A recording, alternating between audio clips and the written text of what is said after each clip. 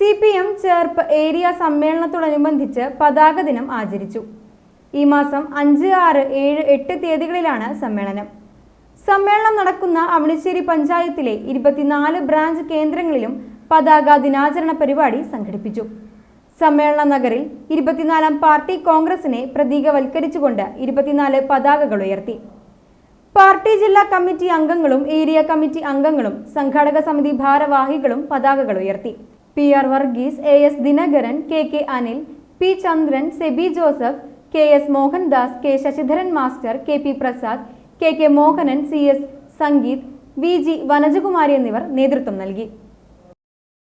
പ്രിയപ്പെട്ടവരെ, ഞങ്ങളുടെ പാർട്ടി ചെറുതാണ്, വലിയ പാർട്ടിയൊന്നല്ല. പക്ഷെ ഞങ്ങൾ ഉയർത്തിവരുന്ന ആശയങ്ങളുടെ മഹത്തരമാണ്.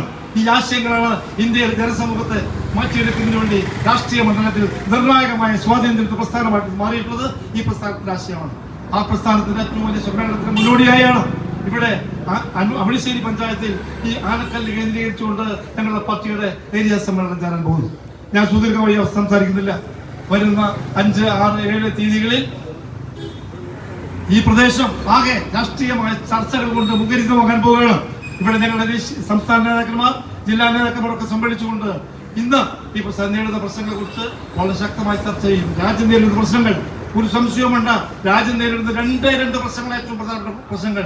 ഒന്ന്, ഈ രാജ്യം നേരിടുന്ന വർഗീയവാദികളുടെ, വർഗീയ കോമരങ്ങളുടെ, പ്രത്യേകിച്ച് നമ്മുടെ മതനിരപേക്ഷതയെ തുരങ്കം വയ്ക്കുന്ന, ഇന്ത്യയുടെ ഭരണഘടനയെ പിച്ചിക്കാൻ ശ്രമിക്കുന്ന കാവ്യക്കൂട്ടത്തിന്റെ രാഷ്ട്രീയമായ ദുഷ്ടലാക്കിനെതിരായിട്ടുള്ള പോരാട്ടമാണ് ഈ സമ്മേളനം ഒന്നുകൾ ഉയർത്തിക്കൊണ്ടുവരാൻ ശ്രമിക്കുന്നത്.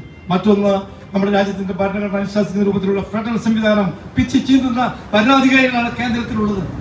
അതിന് വിശദാംശത്തിലേക്ക് പോകുന്നില്ല. ഏറ്റവും വലിയ ദുരന്തം അനുഭവിച്ച വയനാട് പോലും തിരിഞ്ഞു നോക്കാത്ത, മുഴുവൻ ഫെഡറൽ സംവിധാനം തകിടം മറിക്കുന്ന കേന്ദ്ര ഭരണാധികാരികളുടെ വളരെ വില കുറഞ്ഞ ജനവിരുദ്ധമായ ആ സമീപനത്തിലുള്ള പോരാട്ടം, അതിന്റെ സന്ദേശമാണ് ഉയർത്തിക്കൊണ്ടുവരാൻ പോകുന്നത്.